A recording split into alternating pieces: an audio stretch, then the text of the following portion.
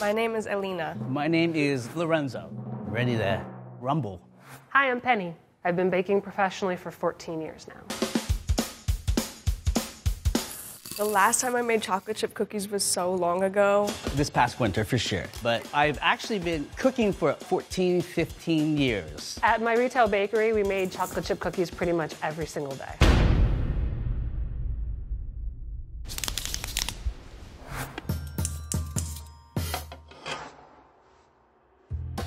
We start with dry ingredients, 2 1/4 cups of flour. All-purpose flour. You really have to be precise with this, especially flour. 11 ounces of all-purpose flour. As a professional pastry chef, instead of using volume measurements, we weigh all of our ingredients. And then we have Salt.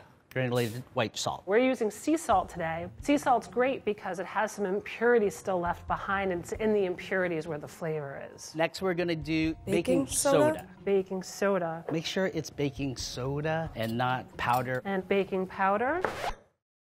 We want a really thick cookie, and the combination of baking powder and baking soda is gonna help me achieve that. So I'm gonna start my wet ingredients. We have 2 sticks of softened butter, and we'll have to put them in the microwave. I have 2 sticks of butter, room temperature, unsalted. So not only do I want to melt my butter, I actually want to smoke it. And that's one of the ways that I'm going to add a little bit more of a savoriness to the cookie. I'm going to poke a little hole and insert the tip of the smoker.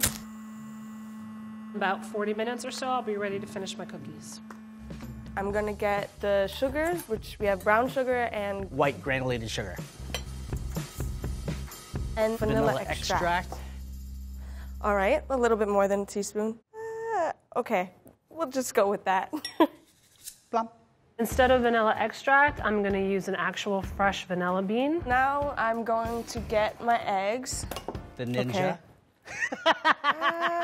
That's so stupid. Oh, there's a little bit of shell in there. My goodness, look at how beautiful those eggs are. Those super, super yellow yolks comes from the feed of the chicken. Adding the butter.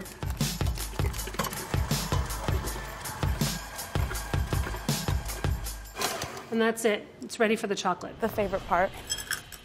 2 cups of the chocolate chips. But just to give it some pizzazz, some little whew, I like to add bittersweet chocolate. Just crack it up in your hands, open the package up. If you want it a little bit finer, that's fine. Just get your knife, be careful, please. I really like these fèves, which are a couverture chocolate, 74%, and then bakes off into great shards of chocolate throughout the cookie. I have a really big scoop here, which is about 4 ounces. I like to scoop them. If the cookies are all different sizes, they're gonna bake at different rates.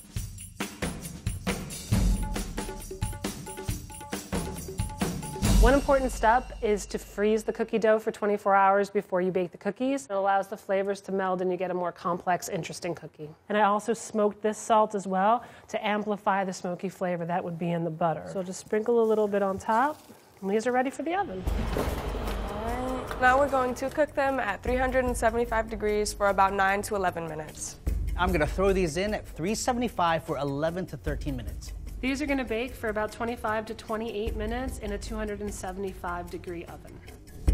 Let's see if we can get this out. They went in a little bit longer than they should have.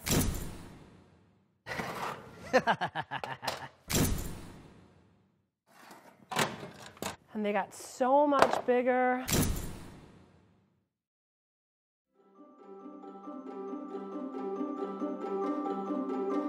All right, let's see. They've got the chocolate chips. They're a little melted.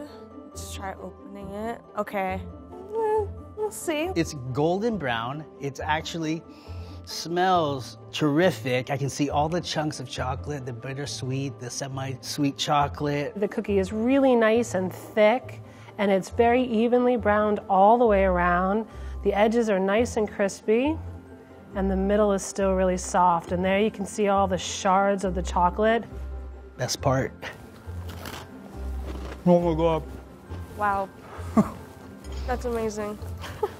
and make a good cookie. That's a good chocolate chip, folks, if I do say so myself. Now that we've seen 3 different chefs make 3 different versions of chocolate chip cookies, I'm going to break it down to see what was different between each version. In baking science, weighing is really important. It's important that the recipe is the same this time as it was the last time. With Alina's variation, it was a little bit messy. Looks good enough. And so we don't have a lot of precision there. These are not going to be even at all. Not all of the cookies are going to look the same. They still look good. Lorenzo did a little bit better. It is important to level it off a little bit. Use your finger, use a spoon. But we're going to have some variation because there's things like humidity in the climate where you're baking that are going to come into play. Sorry. Sugars have properties that are called hygroscopic properties. They soak up moisture from the air. Starches can do it as well. So depending on the environment you're cooking in, if you have a real moist or humid environment, or it's even just a rainy day where you're making your cookies, it's going to make a difference. Okie doke. Penny really did a good job. Put them in the microwave. Just cut it up a little bit. Not only do I want to melt my butter, I actually want to smoke it. Each one of our chefs did something really different with the butter. Alina used the microwave to melt her butter. We'll have to put them in the microwave. That's okay, but in reality you get some liquid portions and you get some solid portions, so it's not going to be a great way to mix your sugar. This is like a semi-workout right now. What Lorenzo did is he used butter at room temperature. There you go. That's a really good idea. That's right. For the creaming method. When you use room temperature butter, you can incorporate lots of air when you add crystalline sugar to the mix. That makes for a nice, porous, light kind of cookie. Oh my God. What Penny did is different and interesting.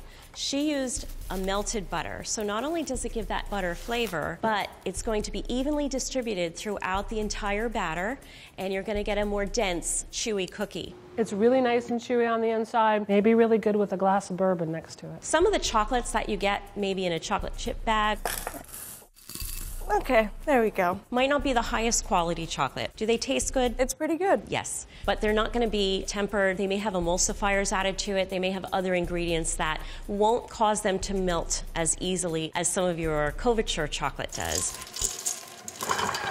And that's it. Things that have been tempered, things that have gone through a conching process, you're going to have more of a layering effect. You can see all the shards of the chocolate that have made different layers, chocolate and dough.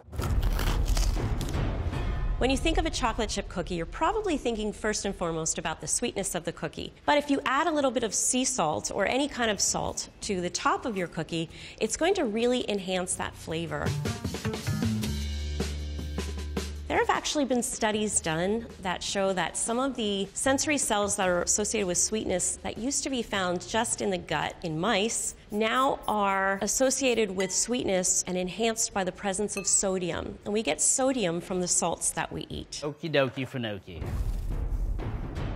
Smoking the salt adds another layer of flavor to your chocolate chip cookie. To amplify the smoky flavor that would be in the butter. This is a really interesting idea. Thank you. And what makes it unique is that the smoky quality and the smoky flavors are going to balance out the bitter quality of the high-end chocolate that she uses, and it's also going to balance out the saltiness as well as the sweetness from the rest of the cookie.